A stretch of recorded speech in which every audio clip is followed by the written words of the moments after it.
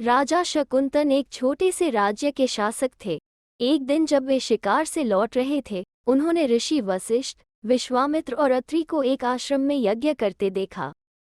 चूंकि राजा का शरीर शिकार से लौटने के कारण पसीने, धूल और रक्त से भरा हुआ था, इसलिए वे पवित्र समारोह को अशुद्ध नहीं करना चाहते थे। जहां वे खड़े थे, वहां से वे केवल ऋषि वशिष्ठ को स्पष्ट रूप से देख सकते थे, इसलिए उन्होंने दूर से ही सिर झुकाकर उन्हें प्रणाम किया और अपनी यात्रा पर आगे बढ़ गए। नारद ने, जो राजा को देख रहे थे, आश्रम में प्रवेश किया। नारद अपने आनंद के लिए दूसरों के बीच झगड़े लगाने के लिए जाने जाते हैं और उस समय भी उन्होंने यही किया। उन्होंने कहा, हे ऋषि अत्रि और ऋषि विश्वामित्र, क्या आपने ध्यान नहीं दिया कि राजा शकुंतन ने आप दोनों को प्रणाम नहीं किया? उन्होंने केवल ऋषि वशिष्ठ को प्रणाम करके जानबूझकर आप दोनों का अपमान किया है। ऋषि अत्रि मुस्कुराए, उन्होंने हमें अपमानित करने के लिए ऐसा नहीं किया, देवर्षि नारद। मैं वशिष्ठ जी के सामने बैठा था और संभवतः उन्होंने मुझे भी नहीं देखा होगा, उन्होंने कहा। वैसे भी इससे कोई अंतर नहीं पड़ता। किंतु विश्वामित्र क्रोधित हो गए, राजा का मुझे अपमानित करने का साहस कैसे हुआ? उसे दंडित करने की आवश्यकता है। नारद तुरंत सहमत हो गए, हाँ, उन्हें दंड मिलना ही चाहिए। आप ऋषि वशिष्ठ से कम श्रेष्ठ नहीं हैं। आप महान योद्धा श्रीराम और लक्ष्मण के गुरु भी हैं।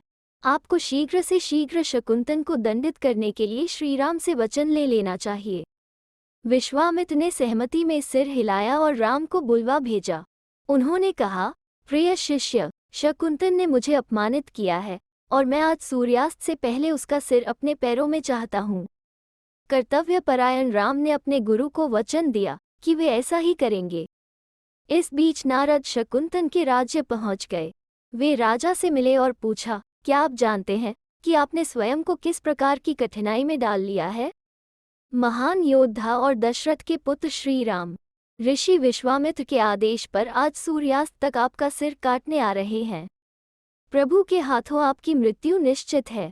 शकुंतन चिंतित हो गए, लेकिन मैंने महान ऋषि को अपमानित करने के लिए क्या किया है? मैं तो केवल एक छोटे से राज्य का शासक हूँ। अभी उस बारे में मत सोचिए। नारद ने अधीरता से अपना हाथ हिलाया। आपका ध्यान आज का दिन जीवित बचने पर होना चाहिए। राम अपना वचन सदैव पूरा करते हैं। राजा ने कहा, हे नारद मुनि, कृपया मेरी सहायता करें। मुझे नहीं पता कि मैं इस कठिनाई में कैसे पड़ गया, किंतु आप मेरे पास यह विनाशकारी समाचार लाए हैं, इसलिए आपको इस समस्या का समाधान ढूंढने में भी मेरी सहायता करनी चाहिए। नारद तो यही चाहते थे। उन्होंने एक सुखद और बुद्धिमत्तापूर्ण स्वर में कहा, आप हनुमान जी की मां अंजना के पास जाएं और उस व्यक्ति का नाम लिए बिना जिनसे आप सुरक्षा चाहते हैं, उनसे रक्षा करने का अनुरोध करें। बाकी सब वे स्वयं संभाल लेंगी। राजा शकुंतन शीघ्रता से किष्किंधा गए, जहां उन्होंने अंजना को अपने घर में भगवान शिव की पूजा करते पाया। राजा ने उनके चरण छुए और कहा, हे माता, कृपया मेरी सहायता करें। एक व्यक्ति ने बिना अपराध आज मेरा सिर काटने का निर्णय लिया है। आप महान हनुमान की मां हैं और आपकी सहायता के बिना मैं आज का दिन पूरा होने तक जीवित नहीं रह पाऊंगा। अंजना चिंता में पड़ गईं। उन्हें समझ में नहीं आ रहा था कि क्या करें। तब उन्होंने इस पर विचार किया। एक छोटा सा राजा सुरक्षा की तलाश में आया था और यह इतनी बड़ी बात नहीं थी। वे जानती थी कि उनका बेटा आसानी से ये काम कर सकता है। इसलिए उन्होंने शकुंतन को वचन दिया, मैं हनुमान से आपकी रक्षा करने के लिए कहूंगी। वे मेरी आज्ञा कभी नहीं टालते। अब आप अपनी चिंताओं को त्याग कर अपनी सुरक्षा के प्रति आश्वस्त हो सकते हैं। शकुंतन ने जोर देकर कहा, आप मुझे वचन दीजिए। ठीक है, मैं आपको प्रभु राम के नाम पर वचन देती हूँ कि हनुमान आपकी रक्षा करेंगे। अंजना ने कहा और पूजा करने लगी। शकुंतन ने राहत की सांस ली और प्रतीक्षा करने लगे। जैसे ही हनुमान घर आए और अंजना ने अपनी पूजा समाप्त की, उन्होंने अपने पुत्र से शकुंतन की रक्षा करने के लिए कहा।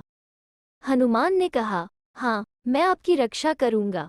अब मुझे बताइए, सूर्यास्त से पहले आपको कौन मारना चाहता है? राजा ने उत्तर दिया, वो प्रभु श्री राम हैं। ये सुनकर हनुमान परेशान हो गए। शकुंतन ने उन्हें पूरा घटनाक्रम बताया।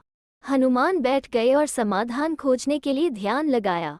उन्होंने अपने मन की आंखों से देखा कि कैसे नारद ने घटना के साथ छेड़छाड़ की थी। अब हनुमान राजा को पहले ही वचन दे चुके थे कि वे उनकी सुरक्षा सुनिश्चित करेंगे। कुछ देर सोचने के बाद हनुमान ने राजा से कहा, आप तब तक राम का नाम जपते रहें जब तक मैं आपसे आगे बात नहीं करता। अब आप जाइए। इस बीच हनुमान पवन की गति से उड़ते हुए अयोध्या पहुंच गए। श्रीराम के महल में उन्होंने प्रभु को बताया कि कैसे नारद ने शकुंतन के साथ चाल चली थी। हनुमान ने श्रीराम से अनुरोध किया कि वे बेचारे राजा के साथ युद्ध न करें। मैं मानता हूँ कि यह एक अनुचित चाल है, प्रिय हनुमंत, किंतु मैं वचन दे चुका हूँ। मुझे किसी भी मूल्य पर यह कार्य पूरा करना होगा। राम ने भारी स्वर में कहा, किंतु मैं आपके विरुद्ध कैसे लड़ सकता हूँ? मैंने शकुंतन को सुरक्षा का वचन दिया है प्रभु। तब तुम अपना वचन निभाओ और मैं अपना निभाऊंगा। मेरे राज्य में कोई अपना वचन नहीं तोड़ता। तब मुझे वचन दीजिए प्रभु कि जो भी आपके नाम का जाप करेगा उसे तब तक निशाना नहीं बनाया जाएगा और प्रताड़ित नहीं किया जाएगा जब तक वह अपना जाप पूरा नहीं कर लेता। मुझे आशा है आप इतना तो कर ही सकते हैं। राम ने कहा, अवश्य, मुझे कोई आपत्ति नहीं। सीमित विकल्पों के होते हुए हनुमान को बाली के पुत्र अंगद की याद आई, जो श्रीराम को बहुत प्रिय थे। शायद वे ध्यान लगाकर श्रीराम को हनुमान से युद्ध न करने के लिए मना सके। सो अंगद अयोध्या आए और उन्होंने राम से बात की। हनुमान आपके सबसे सच्चे भक्त हैं।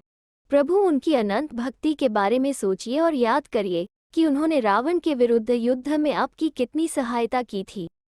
मैं तुम्हारी कही हर बात से सहमत हूँ अंगद, किंतु मुझे सूर्यास्त से पहले शकुंतन का सिर अपने गुरु के चरणों में रखना ही होगा।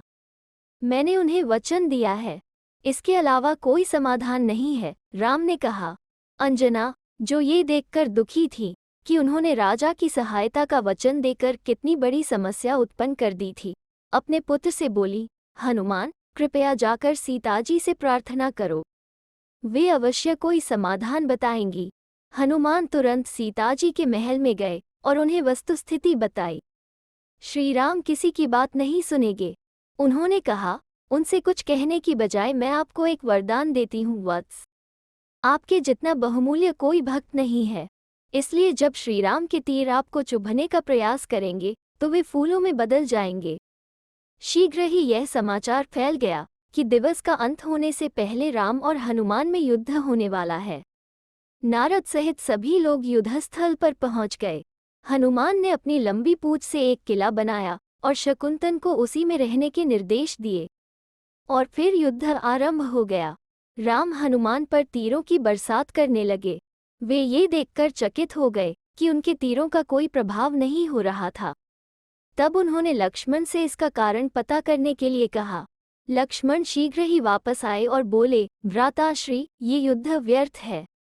आपने वचन दिया है कि जो भी आपका नाम जपेगा वह सुरक्षित रहेगा। शकुंतन आपके नाम का जप कर रहा है, इसलिए आपके तीरों का उस पर कोई प्रभाव नहीं हो रहा है। इस बीच मैंने सुना है कि माता सीता ने हनुमान को वरदान दिया है कि आपके तीर उनके शरीर का स्पर्श करते ही फूलों में बदल जाएंगे। इसलिए हनुमान के पांवों के पास फूलों का ढेर लग गया है। हनुमान भी आपके नाम का जप कर रहे हैं। आपके भक्तों के विरुद्ध कोई नहीं लड़ सकता, भ्राताश्री। उसी समय वहां नारद आ गए। मैं ही हूँ जिसने इस नाटक की रचना की है। उन्होंने कहा, मैं ये सिद्ध करना चाहता था कि वो आप नहीं बल्कि आपका नाम है जो कठिनाई के समय किसी की रक्षा कर सकता है। अब जबकि यह बात सिद्ध हो चुकी है, कृपया शकुंतन को क्षमा कर दें। अब तक ऋषि विश्वामित्र को भी अपनी भूल समझ में आ गई थी। मैं एक साधु हूँ और मुझे अपने क्रोध पर नियंत्रण करना आना चाहिए, जैसे कि महर्षि अत्रि और वशिष्ठ जी ने किया है। यह मेरी भूल है। कृपया इस युद्ध को समाप्त कर दें। नहीं, मैं ऐसा नहीं कर सकता। मैंने इसका सिर आपके चरणों में लाने का वचन दिया है। मैं ऐसे वंश से आता हूँ जहाँ दिया हुआ वचन पूरा करना अनिवार्य है। श्रीराम ने उत्तर दिया, तब ऐसा ही होगा। नारद बोले, आइए हम शकुंतन से कहें कि वे अपना सिर विश्वामित्र के चरणों में रख दें। वचन को पूरा करने के लिए वास्तव में यही पर्याप्त है। राम मुस्कुराए और नारद के शब्दों की सच्चाई समझ गए। उन्होंने सिर हिला दिया। शीघ्र ही शकुंतन आए और उन्होंने श्रीराम को सिर झुकाकर प्रणाम किया। उसके बाद जब सूर्यास्त होने लगा तो उन्होंने अपना सिर विश्वामित्र के चरणों में रख दिया। युद्ध समाप्त हो गया और सभी लोग घटनाओं के इस मोड़ पर मुस्कुराने लगे। तो दोस्तों, कैसी लगी आज की लोककथा? अगर अच्छी लगी तो लाइक और शेयर करें और चैनल को सब्सक्राइब करना ना भूलें। फिर मिलते हैं एक नई लोककथा पर।